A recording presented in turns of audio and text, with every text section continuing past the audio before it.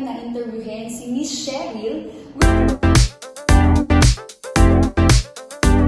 which is ilang beses po siyang na-decline sa kanya pong pag-a-apply pa Canada. At ngayon, magandang story to dahil mapapakinggan natin mismo sa kanya kung ano ba yung mga pinagdaanan niya para matupad ang isa sa kanyang pinapangarap, which is makapunta ng Canada. So, magandang araw po, Miss Cheryl Aransol. So, meron lang po ako ditong mga questions para po sa inyo. So, unang-una po dito is, how did you discover Pacific Link College? Okay, first of all, I discovered PLC through Ma'am Rochelle. Ano lang yun eh, I browsing Facebook and then pumunta ako sa mga groups na papuntang Canada. And then, one time, nakita ko na po si Ma'am Rochelle na meron akong internship from Canada. I choose actually talaga Canada is because, syempre, for settlement dun sa family ko, makuha ko yung buong family ko, may stable ko, and then, of course, kumita ng pera. Kaching.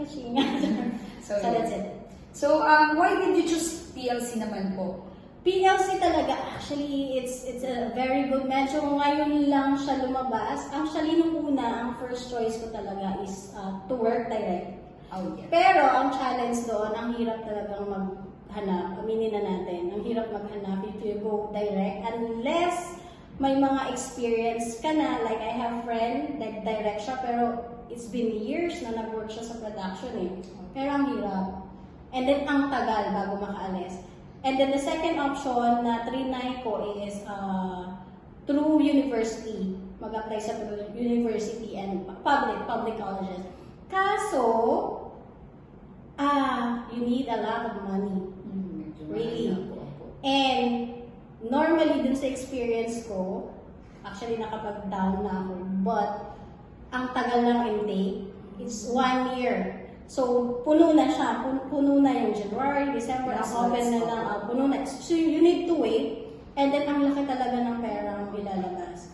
And good thing, nung nakita ko yung post ni Ma'am Rochelle, sabi ko, ito yung mag-fit sa akin. Imagine, you work, and then you study. Yeah. And then you have chance na apply for permanent residency. So, very good fit siya. And then, sakto lang yung budget. Kasi yung school po, bayag silang half. Half. Kumbaga, may down payment. May down payment lang. And then the rest, pwede na siyang by terms. Yes. Ayan. So, yun, it's fit. It's really fit. It's really fit on me. So, thank you po, Miss Cheryl. So, next question po is, what's your expectation naman po sa PLC? Actually, yung mga expectation ko dun sa mga dati is nakuha ni PLC. Yeah. Unang-una is yung hands-on talaga. As hindi mo kailangan mag-follow up. Kasi sila na yung Malapit po. nauna. Hindi ka pa nagtatanong. Alam na nila yung itatanong. Na-assist ka na. Lahat ng kailangan mong assistance, ipro-provide nila. As in, parang nakahanap ng second family. Actually. Bali po, kwento niyo naman po, Miss Cheryl, kung ano po, ilang beses po ba? Ano po ba yung kwento dun sa ilang beses po tayo na-decline? Oh my God. Opo. At ano po yung ginawa po ni PLC para po makatulong din po dun sa problem po na yun? Okay. To be honest, twice akong na-decline. Yung una, medyo tanggap-tanggap ko pa kasi may second pa naman. Okay. So, which is nung pangalawa, na-decline pa rin. Pero, ang kagandahan kasi nito, ayoko na sana eh. Buti na lang nandyan si PLC and good thing, na-meet ko yung CEO. Imagine mo, na-meet ko yung CEO ni PLC. And then, sila yung nag-explain sa akin yung reason kaya na-decline. So sabi, gagawa ng paraan, huwag mawala ng pag-asa, push lang, kasi baka hindi pa ito yung Perfect time, timing. hindi pa yung perfect timing, may reason ka pa, may gagawin ka pa. So, yun yung nag-lift sa akin, okay, may chance.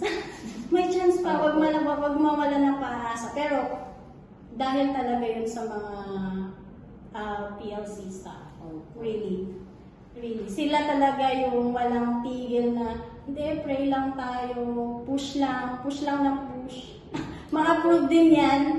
So, yun, I make myself busy and then always pray. Baka nga hindi pa ito yung time na ibibigay ni Lord. And then, yung ika-third time imagine, ang happy, ang saya lang. Ang saya Kasi lang. na-approve na po. Yes, Opo. na-approve Finally. na. And then, hindi siya hassle mag-apply. Really. Kasi lahat ng assistant mo na kailangan mo, i-provide na eh. Like, hindi mo, may choice ka. Bibigyan ka ni PLC ng choice. It's either you do the DIY for the visa, or endorse ka, i-refer ka nila dun sa affiliate, na sila na yung bahala. And then, lower, with the minimal fee. Yes. Okay, thank you po sa story time, Michelle. Lastly po, ano naman po yung advice na kaya niyo pong ibigay sa mga aspiring Filipino students na gusto rin pong mag-aral sa Canada, most especially sa PLC po? Actually, if you're looking for a school and then at the same time mag-work with medyo sakto lang yung budget, I suggest PLC. Really, kung mag-fit, yun yung sa akin kasi yun yung mag-fit in sa akin sa budget. Yung stress ko, medyo stress-free talaga kahit PLC. And then yung sa kagaya ko na, I know there are a lot of Filipinos na na-decline sa mga visas nila. Don't lose hope. Kasi si PLC nandyan, si Three Lions nandyan. So, lahat ng assistance na kailangan nyo, lahat ng support, ibibigay ni PLC. With that po, Thank you. Yes, Thank po. you. Really, I really appreciate PLC. For siguro lifetime ko nang si PLC. Yes. With that po, Miss Cheryl, no, maraming salamat po sa time and effort niyo po na interview po namin kayo ngayong araw. And good luck po sa inyong future career sa Canada. So maraming salamat po. Thank you so much, Miss Cheryl. Thank you So po. thank you po.